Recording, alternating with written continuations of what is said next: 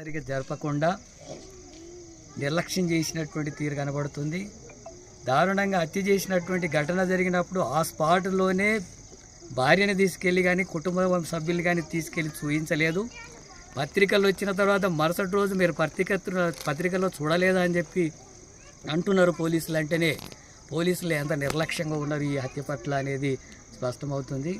అందుకనే వీళ్ళిద్దరూ కులాంతర వివాహం చేసుకున్న తర్వాత వాళ్ళకి రక్షణ కల్పించకపోవడమే కాకుండా వాళ్ళనే చిత్రహింసలు పెట్టి దారుణంగా కేసులు పెట్టి భయపెట్టేటటువంటి చర్యలకు పాల్పడ్డారు. అందుకనే వాళ్ళ మీద కూడా ఎస్సీ ఎస్టీ అట్రాసిటీ కేసు నమోదు చేయాలని చెప్పి సిపిఎం పార్టీగా డిమాండ్ చేస్తున్నాం.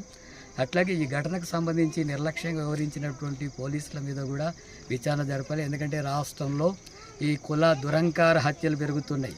కులాంతర వివాహాలు చేసుకున్నటువంటి వాళ్ళ మీద అంతా కూడా ఇలాంటి హత్యలు ఈరోజు ఇది జరిగింది. మన ఆసిఫాబాద్లో శ్రావణి అనేటటువంటి అమ్మాయికి సంబంధించినటువంటి దాని మామనే సొంతగా హత్య చేసినటువంటి ఘటన జరిగింది. రాష్ట్ర వ్యాప్తంగా 142 కుల దురంకార హత్యలు జరిగినాయి. కుల దురంకార హత్యలు జరుగుతుంటే రాష్ట్ర ప్రభుత్వం కానీ ముఖ్యమంత్రి కానీ దీని మీద స్పందించడం లేదు. తెలంగాణ వచ్చిన తర్వాతనే 142 హత్యలు ఇటువంటివి జరుగుతున్నప్పుడు కులాంతర వివాహితుల రక్షణ చట్టం తీసుకురావాలని చెప్పి సిపిఎం పార్టీగా డిమాండ్ చేస్తున్నాం. దీని మీద శాసనసభలో చర్చ జరగాల. కులాంతర వివాహాలు చేసుకున్నటువంటి రక్షణ కల్పించాల్సిన బాధ్యత ప్రభుత్వానిదే కదా. ఒక చట్టం ప్రత్యేకంగా తీసుకురావాలి కదా.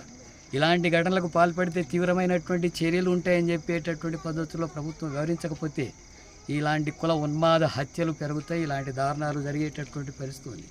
వాళ్ళిద్దరు ఇష్టపడి పెళ్లి చేసుకుంటే వాళ్ళ అన్నను చంపడం ఏంటి, అట్లాగే కుటుంబాన్ని వేధించడం ఏంటి, ఇలాంటి ఘటనలన్నింటిలో కూడా ప్రభుత్వం నిర్లక్ష్యం కనబడుతుంది. అందుకనే ఈ జిల్లాకు సంబంధించినటువంటి పోలీసు అధికారులు దీని మీద చర్యలు తీసుకోకపోతే ఈ ఘటనపై వెంటనే షాద్ నగర్లో కలిసి వచ్చేటటువంటి సంఘాలు సంస్థలన్నింటినీ కూడా కలిపి ఒక రౌండ్ టేబుల్ సమావేశం నిర్వహిస్తాం.